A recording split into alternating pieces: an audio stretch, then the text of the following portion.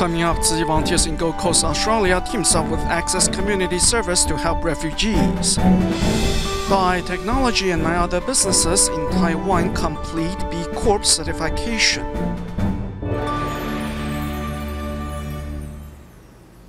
Welcome to DaAi Headlines. I'm Dennis Wu. Thank you for joining us.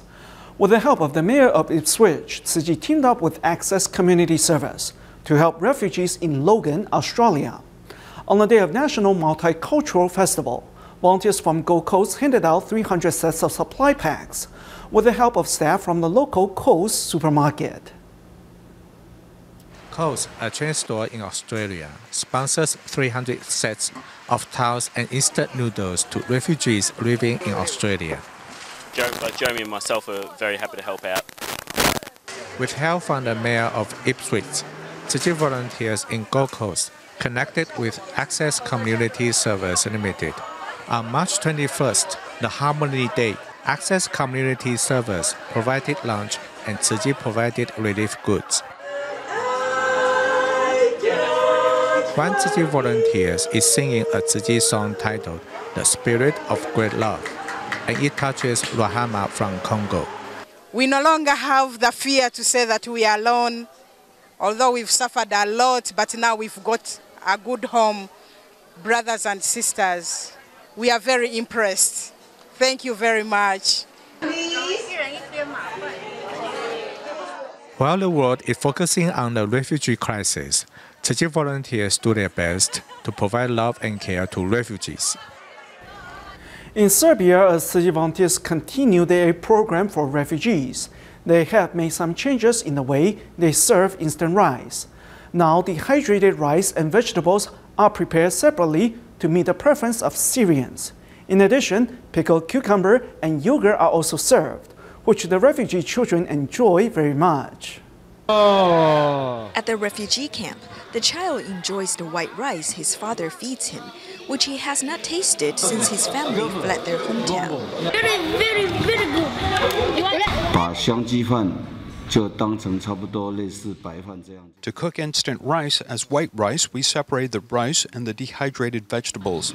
Then we bought some pickled cucumbers and gave each person one. We also served bottles of yogurt, which they enjoyed very much. To meet the refugees' preference, Tzu Chi volunteers adjust the way they prepare instant rice. At mealtime, this young man also translates the song We're Family into Arabic and reads the lyrics to everyone. When you first came to the refugee camp, I thought you were just visiting like other charity organizations. However, you are passionate, and you have been helping us with our needs. On my journey, I've discovered that Tzu Chi really wants to help us. Thank you very much. Despite the fact that only a small number of refugees remain in the camp, the volunteers still accompany them wholeheartedly. The children also learn English and math under the guidance of volunteers, who will continue to be by their side.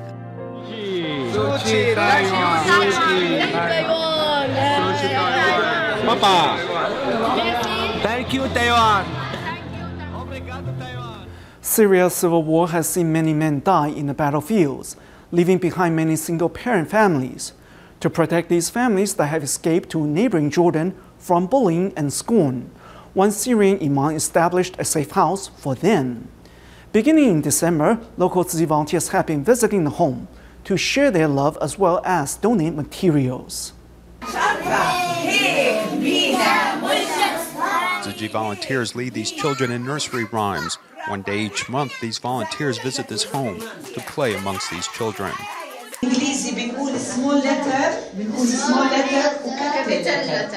Established in June 2015, this home is dedicated to hosting refugee single mothers and children from Syria. Because they are single-parent families, when living in other refugee camps, they are often bullied. This pained a Syrian imam, Mohammed, who later rented this place to house them.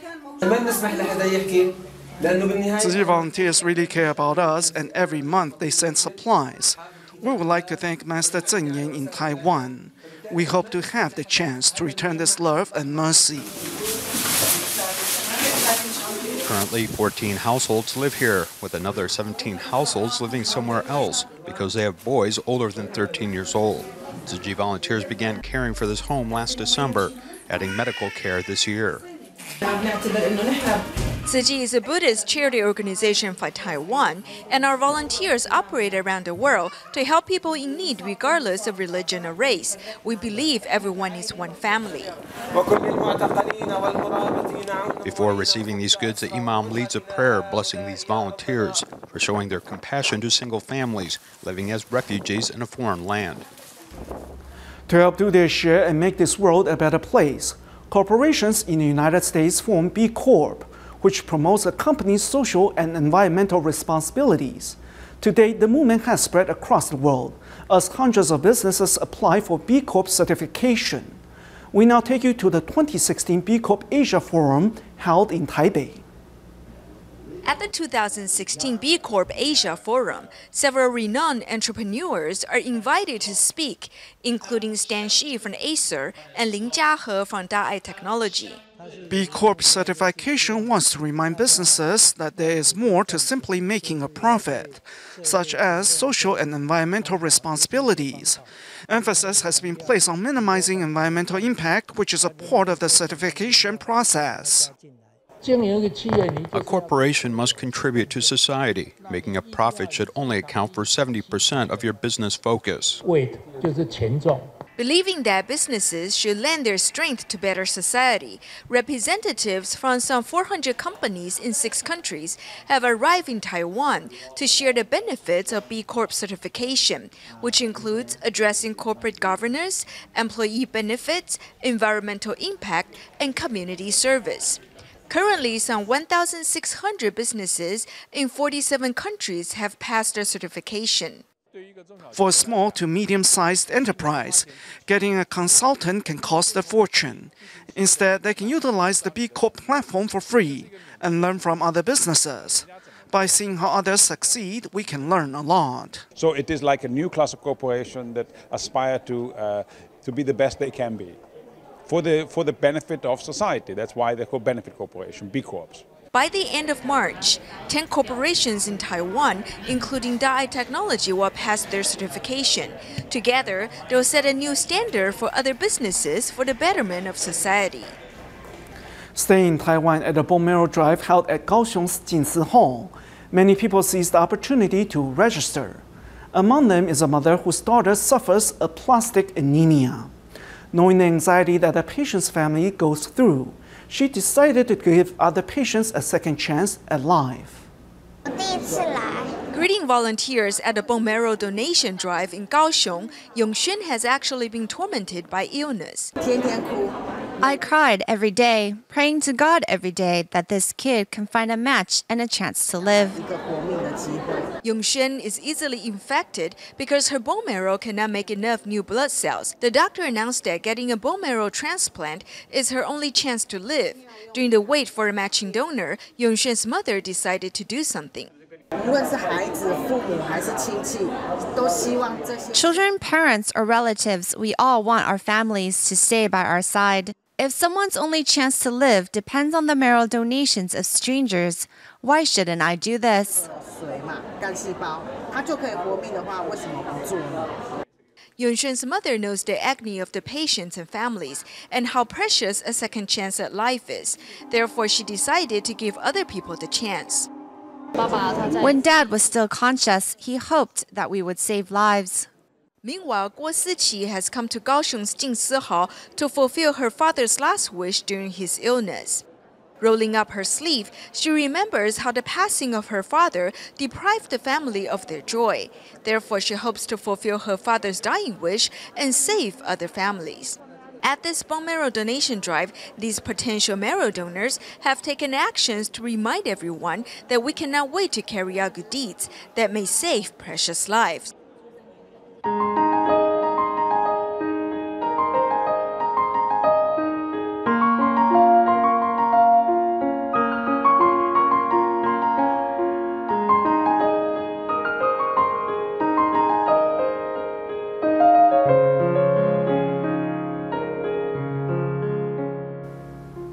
Taiwan's medical community is facing a crisis.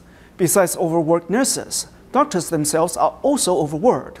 While people have gotten accustomed to filing malpractice lawsuits for personal gains, Disheartened, many doctors are now opting to work in the low-risk, high-pay cosmetic surgery industry. In 20 years, Taiwan might be without pediatricians and gynecologists.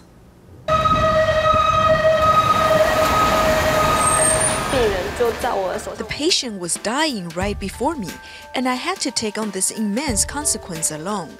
Though at the moment, I was experiencing one of the most difficult moments in my life, surviving it meant I was more seasoned to help others in the future. Having learned to cope with life and death, 27-year-old Dr. Peng Qionghui is more mature and reliable than her peers. Undeterred, she pursues her dreams courageously. It is our duty and also responsibility to save a life. The little sense of accomplishment from saving a patient makes me realize that I have chosen the right path. The road to become an attending physician is not easy for a resident doctor.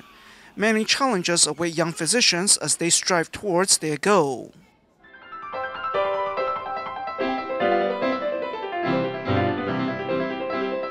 Life as a resident doctor is always busy. Take fledgling pediatricians, for example. They have 4 to 5 days of clinical hours a week, of which 3 days must be assignment in the ER.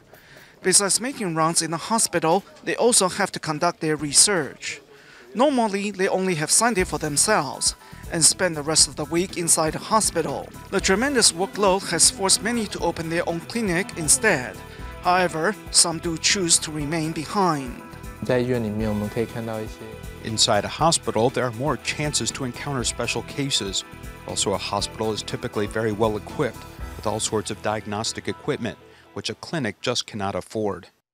Though a hospital has more resources, for young physicians to climb their way up, it takes more than simply discipline.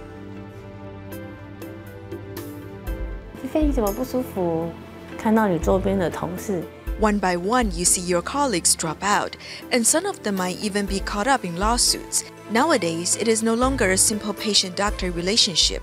Things have become a lot more complicated now.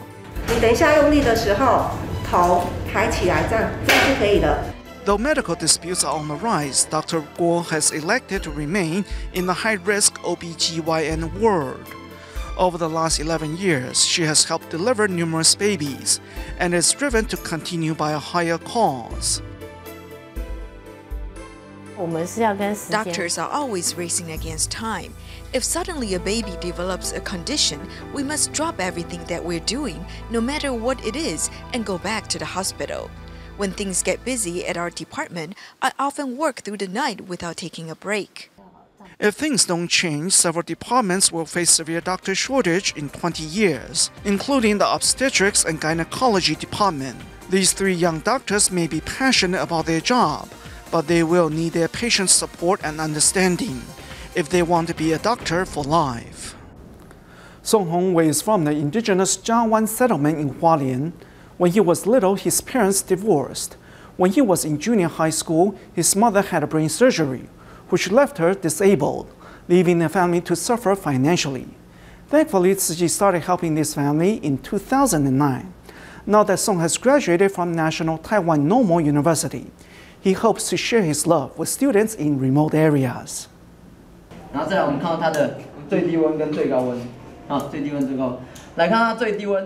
Hongwei, a graduate of the National Taiwan Normal University, is now a teacher interning at his alma mater, Xincheng Junior High School, and also the first alumnus in the teaching profession. When I saw him teaching at our school, I was quite surprised, as he graduated from our Xincheng Junior High School, and he's also a teacher like me. Song Hongwei is from Jiawan tribe, Hualien. His mother had a brain surgery, but it affected her intelligence, and the family suffered financially. But he still looks after his mother without any complaint because of his Christian belief. The more pessimistic you are, the more chaotic your life will become, so you must face it positively and accept it. It's a challenge for me to grow.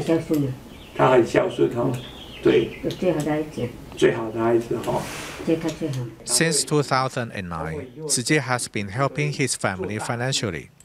The volunteers also visit the family regularly.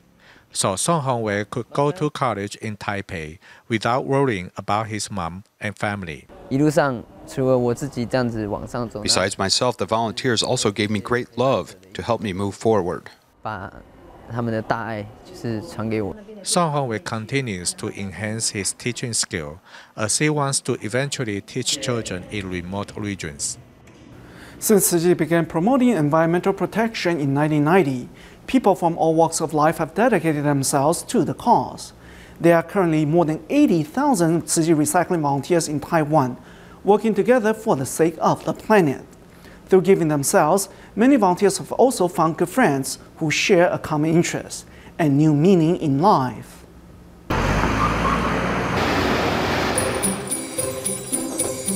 At Tzu Chi's recycling stations, everyone is working to protect the environment with their hands, even those with just one arm.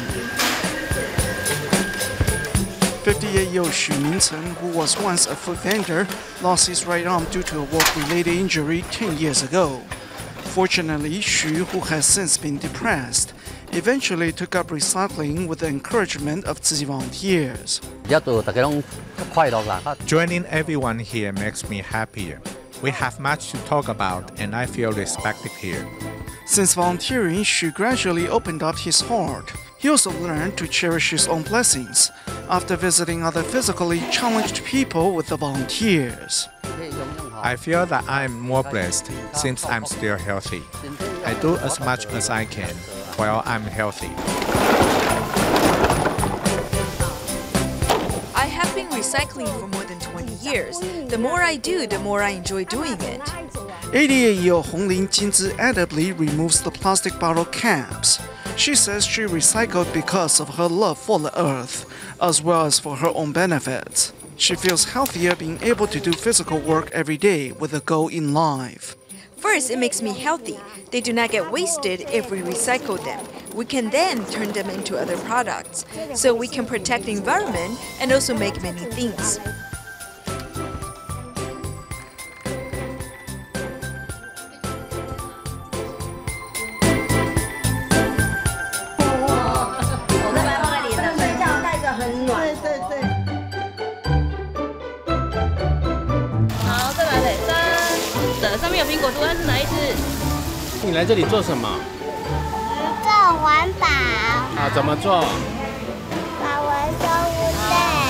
It is educational. We're instilling environmental awareness in them while they're still young. Tzu Chi volunteer Chen Wanyu, who has invited her 2 daughters-in-law and 3 grandchildren to join her in recycling, is also teaching her children a life lesson by setting an example. Let them come in contact with this environment and learn here. They also enjoy doing this. I think it is very good to let children learn about environmental protection early in age. In addition to protecting the environment, the volunteers have also found a common purpose in life. Many of them remark that they have made friends at the recycling stations and found a meaning in life. In volunteering, one also networks with people. In working together, they do not compete for power or benefits. They simply share as they do something meaningful together.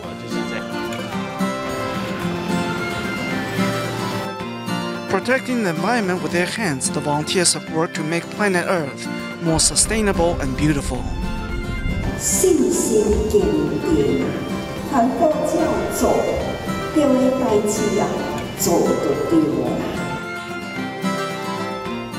In Malaysia, 47 recycling volunteers from Tampin recently visited a recycling station in Malacca. During the visit, they picked up recycling techniques, as well as better ways to run a recycling station. The visit has helped strengthen their commitment to protect the environment. Let's join them there. Because we do this, the public will learn from us. If we don't provide a convenient place for them, then they won't separate their garbage. Early Saturday morning, some 47 recycling volunteers from Tampin arrived in Malacca. They're not here to visit scenic sites, but instead visit a recycling center. The most important reason why we came here is to study how they are doing this recycling. In addition, this can serve as an inspiration. I haven't visited any other recycling stations. We don't have this concept about how to make it better. At this recycling station, volunteers learn how to sort out recyclables. They also eagerly listen to many ideas about how to run such a center. If we do it like this and create these different shelves along with a place to hang clothes, people can conveniently find what they're looking for. In fact, we were very envious of you with this large space to put recycling boxes. What touched me was Brother Jin Bao, who told us to make this recycling center as comfortable as a second home.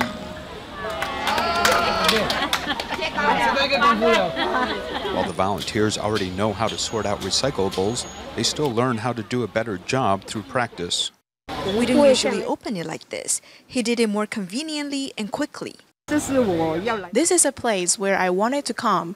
It gave us a chance to learn a lot about recycling. We should all encourage each other, not complain about each other. Recycling is a long-term commitment, which can only be learned through practice. Tzu Chi volunteers in Taipei City's永和district work with Zhongxi and Ren'ai borough chiefs and the fire department division from Zhonghe to host a fire safety seminar. At the occasion, they invited local residents to discuss safety when it comes to household items like extension cords, household electrical appliances, and gas stoves. Measuring one's blood pressure is a key to good health. Tzu Chi volunteers are providing this free screening service outside the Ren'ai Neighborhood Community Center. Home security and disaster prevention education are indispensable lessons. For this reason, the new Taipei City Fire Department seized the opportunity to teach these lessons in the community. If you leave the gas range, please don't forget to turn it off. Fire Captain Zhang also gives a detailed description of the correct way to use extension cords and how hair and dust can cause an electrical fire. Everybody knows it is plugged in, but when you are walking, you can accidentally kick it. The first time you kick it, it may be okay, along with the second time. But the third time, it may look like this. Is this safe? At this disaster prevention seminar held by Zhongxi and Ren'ai borough chiefs, 92 local residents have gathered to learn about home safety. Today, we have benefited much from these lectures. In the future, we'll inform you through broadcasts regarding future Tzu Chi events. Please come join them. Disaster prevention shouldn't be so difficult. Every day we can just pay a little more attention to reduce the number of injuries at home. Then we can all live more safely. After the seminar, the residents also gathered to listen to an Erhu performance by Mr. Qian Guochang, who brings the community residents closer together. Parents and their children from the Tzu Chi parent-child class in Kaohsiung returned to their spiritual home, the Hualien Jinsi Abode, where their parents learned more about cultivating their spirituality, while the children had a chance to go on home visitations. We leave you with these images. Thank you for watching. Goodbye.